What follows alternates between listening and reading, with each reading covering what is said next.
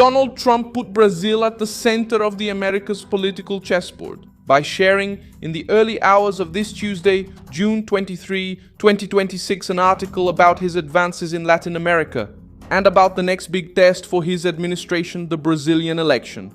The text talks about the integrity of the Brazilian electoral system and questions whether the contest will be seen as free and fair by all sides. The publication does not appear alone. It comes at the same time that the left is losing ground in the region. After Trump cut USAID, froze the foreign funding machine, and dismantled a structure that for years was treated by the right as ideological fuel outside the borders of the United States. Since then, the sequence has been significant. The right won in Ecuador, Milei came out stronger in Argentina, the MAS lost power in Bolivia, and Cast defeated the left. Nas Furas won in Honduras and Colombia, also turned to the right. Now the focus is on Brazil. While Lula tries to say that Trump can't touch on the subject, Flavio Bolsonaro moves in Washington to speak out against tariffs on Brazil. And Gilmar Mendes admits concern about a bank account in Portugal in light of the threats from the Magnitsky Act. How did you feel when you said that, since you still don't have sight today, if I'm correct? I think so. Yeah, I didn't go find out. But what was your feeling when you thought, well, a Magnitsky is coming, the United States is going to come down hard? I know. I wondered what I should do. Obviously, I have an account, not in the United States, but I have a personal account in Portugal, and I wondered what to do about that. I decided to leave the money I had there. What is Trump seeing in Brazil? Why has the Brazilian election become a continental test? How will Brasilia react when Washington puts electoral freedom, tariffs, and sanctions on the same table? I'll tell you all about it in a moment. If you like this kind of straightforward, no-nonsense content, consider subscribing because we have videos like this every day. Donald Trump shared the article on Truth Social, and that gesture raised the stakes because the text doesn't treat Brazil as a minor detail. The analysis presents the American president as a figure with growing influence in the hemisphere, and it casts the Brazilian election as a decisive test to measure how far this new conservative wave can go.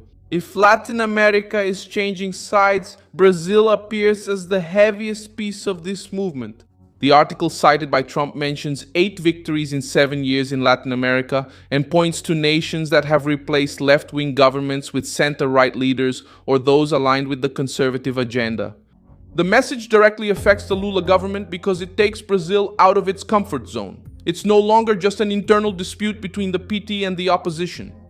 The Brazilian election is now being watched from the outside as part of a regional shift against the left. That's where USAID comes in. After Trump cut the agency and moved against foreign aid programs, the left lost a symbolic and operational support base that had always been criticized by conservatives. The cut dried up a part of the international ecosystem that used to support organizations, discourse, pressure, and progressive narratives. After that, the electoral sequence became tough for the Lula camp on the continent. In Ecuador, Daniel Noboa defeated the candidate linked to Correismo. In Argentina, Javier Milei won the legislative elections and gained strength to continue his liberal agenda. In Bolivia, Rodrigo Passos came to power and ended almost 2 decades of MAS dominance. 2 décadas de domínio do MAS. In Chile, José Antonio Cast defeated the left in an election marked by security, immigration, and fatigue with the Boric government. In Honduras, Nasri Asfura, supported by Trump, was declared the winner after a close contest. In Colombia, Abelardo de la Espriella defeated the camp linked to Gustavo Petro and consolidated yet another shift to the right. Does this series of defeats show that Brazil has become the main political target for 2026? Lula knows that if Brazil falls, the left, which in some countries no longer has the capacity or majority to bring about change, will lose even more ground. It would be a political earthquake. The most important country in Latin America is becoming the ultimate test of this shift. Lula's reaction shows his discomfort. During the G7 meeting, he said that Trump should stay out of the Brazilian election, but he also acknowledged that the American president has the right to have political preferences. Lula's statement tried to set a limit, but it ended up confirming that Trump is already part of the debate. Brazil has come onto Washington's radar, and now every move in Brasilia is being interpreted internationally. The situation became even more sensitive because the Trump administration is not treating Brazil only in the electoral field. Section 301, used by the Office of the United States Trade Representative, has opened an economic front against Brazilian practices considered unfair. The investigation mentions digital trade, electronic payment services, intellectual property protection, anti-corruption efforts, access to the ethanol market, and illegal deforestation. It also mentions secret court orders against American technology companies for the removal of contracts, political content, and suspension of accounts. The proposed 25% tariff on Brazilian products has put exporters, companies, and consumers on alert. The public hearing was scheduled for July 6 in Washington, with a decision deadline of July 15, 2026. While the Lula government tried to respond with a speech about sovereignty, Flavio Bolsonaro signed up to speak at the hearing and asked for the suspension of the heavy tariff. He is expected to advocate for a negotiated solution without punishing Brazilian society for the actions identified in the investigation. Flavio Bolsonaro requested 5 minutes to speak in person as a senator and presidential pre-candidate. The document sent by his office anticipates that he will oppose the 25% tariff, oppose any measures against PIX, and support a bilateral negotiation. While the Lula government appears inactive at the hearing, Flavio tries to take the stage and tell the United States that punishing the entire country would only help the very government accused of creating the problem.